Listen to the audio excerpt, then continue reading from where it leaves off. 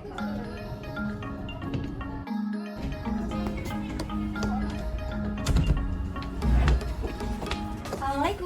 Selamat siang. Waalaikumsalam warahmatullahi wabarakatuh. Selamat siang anak-anak. Siap, Bu. Oke, mungkin ketua kelas bisa memimpin doa terlebih dahulu. Oke, sebelum mulai pelajaran pada siang hari ini, marilah kita berdoa menurut keyakinan masing-masing. Dimulai. Berdoa diakhiri. Baik, terima kasih ketua kelas. Ada yang nggak masuk ini hari ini? Oke, masuk semua. Kemarin kan ibu udah ngasih aplikasi ya di grup kelas. Oke, silakan dibuka ya.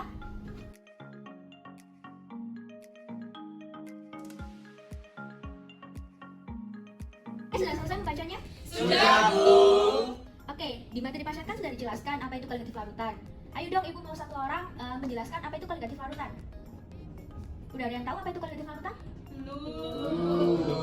Oke, mungkin masih sedikit asing ya apa itu kaligatif larutan. Padahal kita tuh udah sering banget fenomena kita yang terjadi di kaligatif larutan.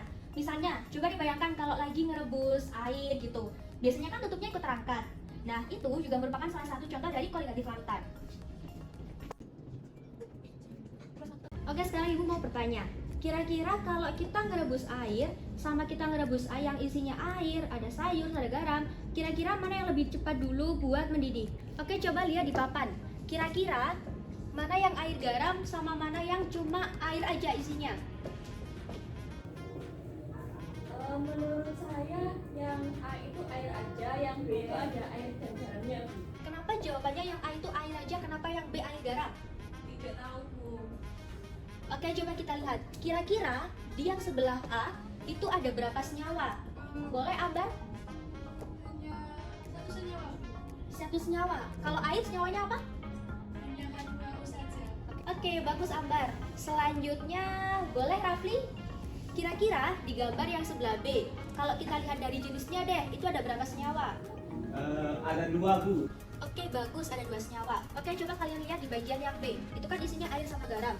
Kira-kira di air garam isinya senyawa apa aja? Nah, gini deh. Garam itu kan rumusnya NaCl. Coba ibaratkan, kalau misal ternyata garam merupakan senyawa ionik, kalau dia dilarutkan dalam air, apakah tetap jadi NaCl? Nah, kira-kira partikel apa aja yang ada di air garam? Yang Na+, Ya, benar. sama 2O. Sama 2O. Kalau begitu deh, kira-kira apa bedanya air sama air garam? Bedanya di partikelnya, Bu. Benar sekali, perbedaannya adalah di partikel. Kalau gitu, di antara yang A sama B, mana yang partikelnya lebih banyak? Yang sebelah larutan garam, Bu. Larutan garam yang B. Oke, benar sekali Ambar. Oke Ambar, kira-kira kenapa kok air garam? Karena pada air garam itu ada Na+, Cl- dan juga H2O, Bu. Sedangkan kalau di air itu hanya H2O-nya saja. Oke, benar sekali. Nah, dari penjelasan yang dijelaskan oleh Ambar, kira-kira apa yang membedakan air sama air garam? Tidak tahu, Ibu. Oke, kira-kira kalau kita artikan ini sebagai molekul H2O, terus yang di sini sebagai NaCl, mana yang molekulnya paling banyak antara A sama B? Yang sebelah kanan, Bu, yang bagian B. Oke, benar. Nah, karena jumlah molekulnya semakin banyak di yang bagian B, itu berarti kenaikan titik didihnya juga akan semakin tinggi. Oke, apakah ada perbedaan lain selain itu? Tidak ada, Bu. Oke, selanjutnya, kira-kira kalau dialiri listrik dari kedua larutan, mana yang akan dapat menghantarkan listrik? Air garam, Bu. Oke, air garam. Kira-kira jawabannya kenapa kok air garam? Karena air garam termasuk larutan elektrolit. Nah, oke, benar sekali jawabannya. Air garam termasuk dalam larutan elektrolit. Oleh karena itu, sudah selesai ngobrolnya? Coba jelaskan Ida sama Nuril, kenapa air garam bisa menghantarkan listrik? Diperhatikan dulu ya. Oke, gue lanjutkan. Nah, air garam sendiri termasuk dalam lautan elektrolit. Nah, untuk air ini termasuk dalam lautan non elektrolit. Karena perbedaan molekul dan juga partikel, karena perbedaan molekulnya itu akan membuat perbedaan dari kenaikan titik didih yang ada dalam kedua larutan. Selanjutnya, kita akan bahas ke bagian jenis-jenis dari koligatif larutan. Silakan kalian baca materi yang ada di sekolah kemarin dan lanjutkan dari materi prasyarat. Ibu beri waktu 10 menit ya. Oke, sudah selesai membacanya? Sudah, Bu. Selanjutnya, silakan kalian bentuk kelompok, dibagi menjadi 3 kelompok. Nah, urutakan aja ya. Ya, Bu. Oke, silakan berkelompoknya sekarang. Oke, silakan membentuk kelompoknya ya. Ya, Bu.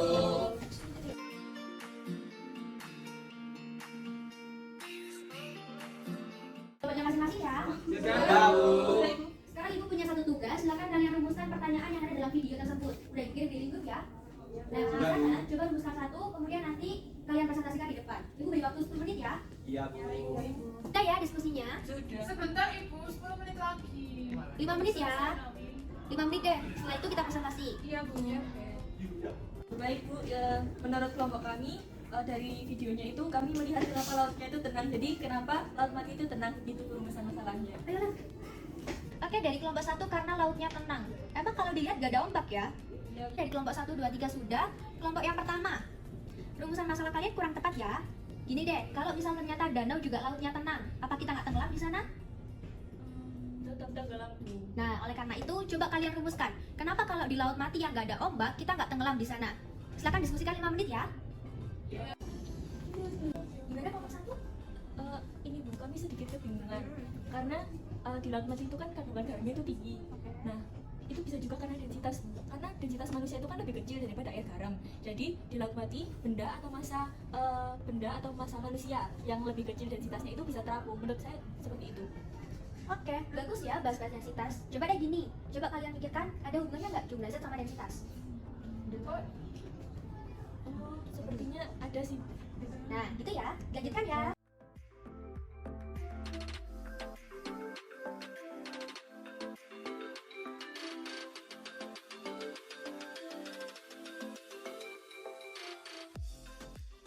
Sudah ya diskusinya?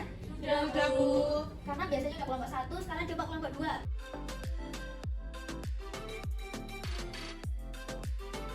Oke, terima kasih dari ketiga kelompok. Selanjutnya, gini Ibu jelaskan sedikit ya. Setelah dari kesimpulan, coba dilihat. Kalau di laut mati, itu kan dasarnya lebih tinggi karena memiliki kandungan air garam yang lebih tinggi juga daripada di air laut. Nah, oleh karena itu, karena padatnya densitas di dalam, jadi kalau kita berenang di laut mati itu kita nggak tenggelam. Karena saking padatnya di dalamnya.